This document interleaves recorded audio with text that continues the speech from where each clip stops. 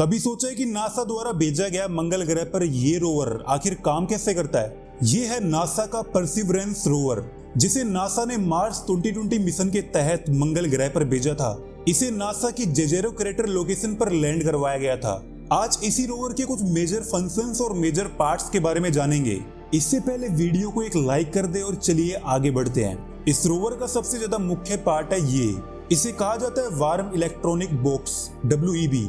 इसे रोवर का ब्रेन और हार्ट भी कहा जाता है, क्योंकि रोवर का मेन कंप्यूटर, इलेक्ट्रॉनिक्स और थर्मल इसी सिस्टम में एंगेज हैं। तीसरा इसका मेजर पार्ट है रोवर के व्हील्स।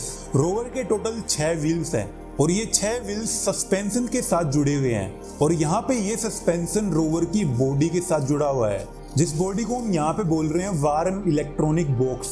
इसमें रोकर बोगी सस्पेंशन को यूज किया गया है। ये सेम सस्पेंशन नासा के क्यूरियोसिटी रोवर के अंदर भी यूज किया गया है। अब ये जो सस्पेंशन है वो 6 व्हील्स से कनेक्टेड है। इसमें भी 4 व्हील्स हिंज के साथ कनेक्टेड हैं, जो कि स्ट्रेट मूवमेंट के साथ साथ व्हील्स को अपने एक्सिस पर रोटेट करने में भी हेल्प करते हैं, जिससे रोवर का मूवमेंट मल्टी डायरेक्शन में हो जाता है। इसका अगला मुख्य पार्ट है इसका मैस्ट, या फिर कहें मैस्ट कैम जेड। इसे रोवर का नेक और हेड भी कहा जाता है। इससे रोवर ह्यूमंस की तरह 360 डिग्री का व्यू कैप्चर कर सकता है। यहाँ मैस्ट कैम में 3 कैमराज इंस्टॉल है और ये इन तीनों जॉइंट से मूवमेंट कर सकता है।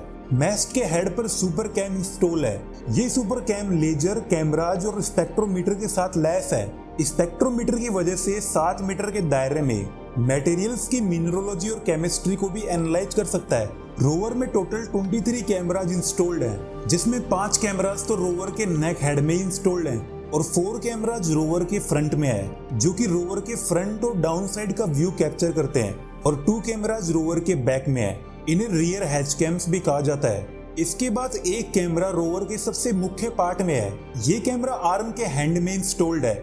इसे शेरलॉक वाटसन कहा जाता है। इसी हैंड में एक और कैमरा इंस्टॉल्ड है, जिसे पिक्सल कहा जाता है। रोवर के इस पार्ट को कहा जाता है रोबोटिक आर्म। इसी की अपर पार्ट हैंड के अंदर ड्रिल भी इंस्टॉल्ड है, जो कि फोर्स टॉर्क सेंसर के साथ आती है। ये 2 मीटर लंबी रोबोटिक आर्म बहुत से साइंटिफिक इंस्ट्रूमेंट के साथ लैस है। ये मार्सियन सरफेस के रॉक सैंपल, सैंड सैंपल को कलेक्ट करने के लिए काम आती है।